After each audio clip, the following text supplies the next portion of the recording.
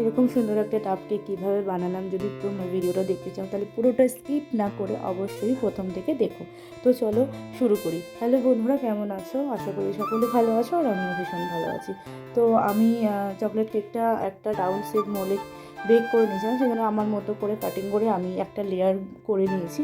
তারপর দেখতেই পাচ্ছ আমি ভালো করে সুগার সিরাপ দিয়ে চকলেটটা কিছুটা দিয়ে তারপর ক্রিমটা দিয়ে দেবো।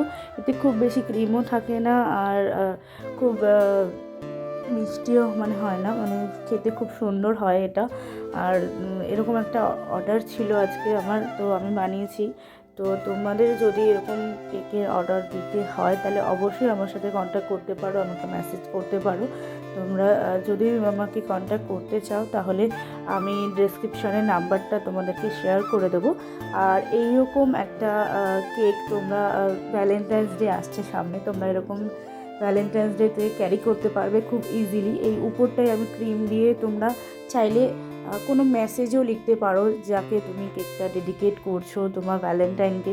একটা মেসেজ, যেখানে উপরে যেটা চকলেট দিয়েছি সেখানটা তোমরা একটা মেসেজ দিতে পারো, আই লাভ ইউ হোক, যে কিছু হোক, কারোর নাম হোক, সেটা আমি লিখে দেবো। তো সেরকমভাবে তোমরা কাস্টমাইজ করে নিতে পারো।